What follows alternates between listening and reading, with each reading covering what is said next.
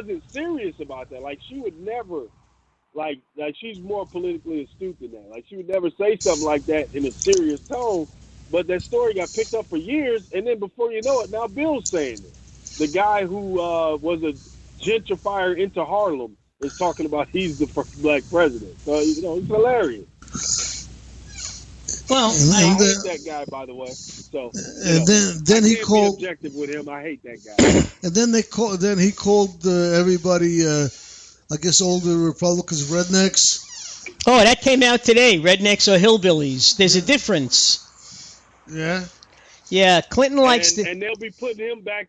They'll be putting him back in bubble wrap again. He won't be on the stump for a while. They got to shut Bill down every couple of weeks. Yeah, because what he knocked Obamacare down. Boy, did he knock Obamacare. Well, she may give him an ambassadorship someplace. Get him out of the country for 4 years. Yeah. Right. Ambassador to Santa Claus to the North Pole. Keep him away from hot mics. That would be the best policy in dealing with him. Because, he could say some real problematic things for the party. And what he said about Obamacare was interesting, though, because he criticized it for the function, not for how it was created. So it's like, if you're criticizing Obamacare, I want to listen to what you have to say. But if you want to tell me about, the prices are rising, some people aren't being covered, it's like, no, you don't get it. The healthcare industry wrote it. That's the problem. Yeah. Allow them to write a policy that's going to include the majority of the population so they can kind of graft money from everyone. Like that's why the problem. That's the complaint they have about Hillary going to Wall Street and asking them to help draft up the new economic policy once she becomes president. Right. Right. Right. Hey man, this stuff, you gotta laugh to stop from crying, man. Yeah. Hey, listen, I just had a great idea. Felix was talking about, putting Bill someplace where the mic doesn't work. You can give him a job on our show. Half the time the mic never works. That's true. No, but I like the idea of making him. Let him make coffee. Let him make coffee. Let him make the coffee for us. No, I like the idea of him being the ambassador. Ambassador someplace. Get rid of him. You know what I said? The North Pole, yeah. The North Pole for Santa Claus. Get up there, stay there. I don't know. How does he look in red? And the sad thing is, if he called into this show, we would not be able to nail him down into a point. He has so many pivots, talking points, and nonsense to cover up for the things that he's done. We would spend 2 hours trying to nail that dude down to one point. And he just wriggle out of every one, man. He's good. He's the quintessential politician. He is. He's fantastic. He is. People listen to him. They love him. He is. You're in a trance. He's good at it, man. Yeah, I mean, when I listen to him, I say, he's not as good as he used to be, though. No, I think Hillary has a job in mind for him already. He's going to be interviewing all the interns. That's right, the young interns that are going to be coming into the White House. Oh, did you hear that they, in the Clinton libraries, they have a pool on top of the Clinton libraries? They do? Yeah. He's going to have what? They have a pool on top of the Clinton library. What do they do? Go nude swimming up there with a glass bottom? Yeah, basically. Pool. Basically, they got all these. And when do we put our foot down on stuff like this too? Presidential libraries and stuff. When do we say, you know what, this is a waste of money? We're tired of you guys. You've already done 4 to 8 years of damage to the country. Why do we have to honor you afterwards with a library? No, I think in all honesty, the biggest travesty of all was the George Bush Library. I mean, I think the thing was as big as an outhouse, and it's got like a comic book in there, and that's about it. I don't think he's read anything other than that. Yeah, that guy. But you know what else is interesting, man? Michelle Obama is really effective as a speaker because she's not really well rehearsed, so it comes off as natural and real. Mm-hmm. But they can't put her out there too much because she'll outshine Hillary, who has no charisma. I Yeah. They know. only pull her out in increments, and then they got to bring her back in. Well, I know from listening to her speech yesterday, as I'm sure you did, and Felix, her voice was ready to crack a few times, because she was Yep. speaking so passionately, Yeah. that she really had to stop and take a breath, Yeah. because I'm sure she was thinking about her two daughters and all the people out in America who have young daughters or the young wives out there and everything. I just think because Yeah, before you perfect came, pitch. wait, before you came on, Felix and I were talking, and he said, I happened to say, Felix said to me, "Didn't your friends ever talk like that about women?" And I said to him, "No, we never did." So he said, "You haven't heard my friends." Okay, meaning his friends. Yeah. I mean, my friends never, would speak about a woman in that way. I know my wife would kill me, all right? But I got news for you. My parents brought me up to respect women, to respect everybody. And not only wouldn't I say anything, but I wouldn't tolerate it if I heard it, And Yeah, listen, there's a difference. There's a difference between talking about some woman who decided to go home with you and what happened, and talking about an interaction to where you're kind of trying to force things to make happen, and she seems not to be kind of feeling you. So I mean that's where the disconnect happens. Because men talk about women and some real some there's some things that are locker room talk or whatever you want to call it. But that's usually after she's agreed to everything. You brought her home. But to say that, that's where it got weird and where it became a problem for him. Because if he's approaching women, with that move, like that's his move, that's a problem. And of course, there are dudes out there who that's their move as well. Not grabbing, but being lewd about it. yeah. I've met dudes who come out the mouth real explicit with women out at the beginning, and sometimes that works for them.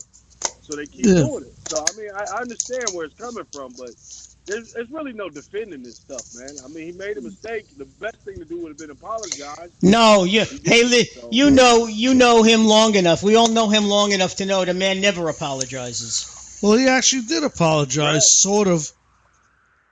He sort of apologized. Yeah. No, but did you see? Sort of don't work with apologies. Matter of fact, did you see his face? He wasn't apologizing. With your wife, see how it happened. He was only sorry that he got caught saying it. That's all. Yeah. Yeah. But I'll tell you, sort of apology with your wife. Yeah, I know, right? But these women that are charging him, now some of them are, the stories are far-fetched. I hate to say it. No, but we don't know anybody like that, so we don't know how far he would go. No, I'm just saying. Yeah, I don't know. Listen, I've worked for. Look at the New York Knicks basketball player Derrick Rose. This guy's got this power and money and influence, and he was acting in a way to where you would say, "Damn, this dude thought his money made him untouchable," and the women had to kind of bend to his will. So I mean, there are spaces to where he can do that, and it works. And if it works 6 out of 10 times, but 4 of the women are pissed off about it, you got a problem. Yeah, but I'm just saying, the woman that was talking about the airplane, I used to work for the airlines, and there's no way you can start groping somebody in first class.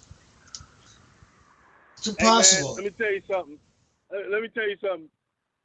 Trying to deny or discredit the women who are coming out with allegations is not a winning battle. It's not a battle you can win. It's just not. Yeah. It's going to get ugly. Yeah, but I'm just saying, from my own experience with the airlines, I've worked many years. First class, you can't do shit. What about There's always stewardesses sitting at the top of your ass. Yeah, but what about all those guys who brag about joining the Mile High Club? Okay? That's what I mean, man. You have to. The only 1%er who's in the Mile High Club, like it goes down in first class. You Hefner used to say before he had Playboy and everything, before he was married to his first wife, She wanted to be a virgin when they got married. Okay? But the bottom line is she used to go down on him like white on rice. You know, oral sex meant nothing.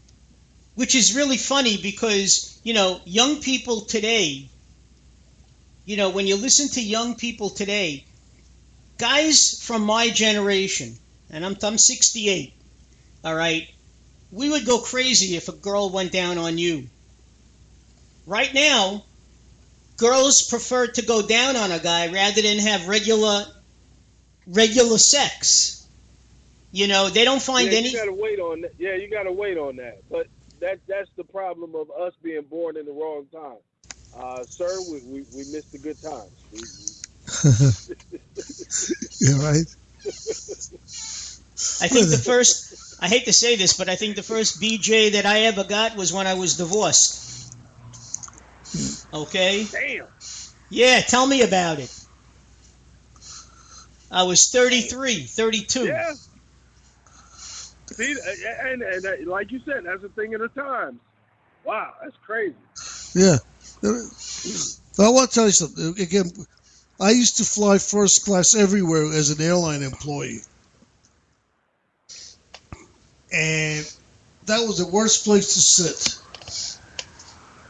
Yeah, but you didn't have $1 billion, my man. That's what I'm saying. When you got $1 billion, you can make things happen that don't normally happen. That's all I'm saying. Yeah, but I sat next to, you know, we used to sit next to rich people all the time. Nobody knew who we were because we weren't allowed to tell anybody we were airline employees when we flew. We had to wear a suit and tie and look good, and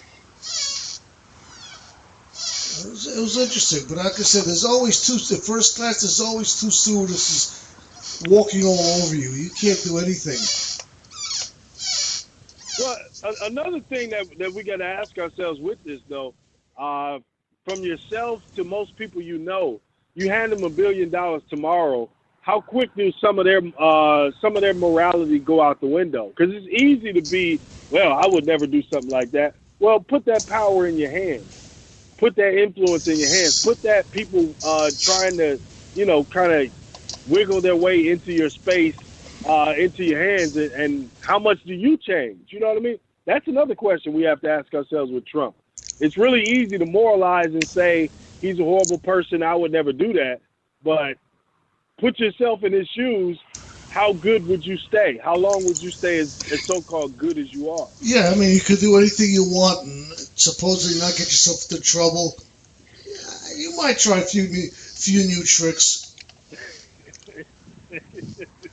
I mean, yeah, man. Let's start from his youth. He was brought up in Jamaica Estates, which is a very well-to-do area in Queens. They showed a picture of his house. His house was the equivalent in Queens of like a mansion, okay? He was having problems in high school, so his father sent him to New York Military Academy, upstate. You know who used to send their kids to New York Military Academy? The mafioso. Who's that? They used to send their sons there all the time, all right? He had charisma. He was like a cadet leader. I think he might have graduated #1 in the class. I'm not sure. Nobody's ever saying that he was stupid. Okay? He doesn't like to tell you, but the first year when he went to college, he went to Fordham. And then he transferred to Wharton, which was part of University of Pennsylvania. And that's where all of that's where his children went. I don't know about the youngest. You know, the youngest daughter who just graduated. But his two sons and Ivanka went to Wharton as well. Okay? His father started him out with a few $1 million. Beyond anything, legacy students with money are beyond anything affirmative action can do. You don't have to be talented. You don't have to be a bright person. If you're a legacy whose family has money enough to put a name on a building, you're getting in and you're getting through. I hate to say that, but that's what it is at these private institutions. You know, take an ordinary guy like Famous Otis, the chocolate chip cookies. He worked hard, Uh-huh. made his millions the hard way, but I guarantee you his kids were legacy, just like you said. He lost all his money. Yeah. He's poor. Did he? Yeah, he's poor.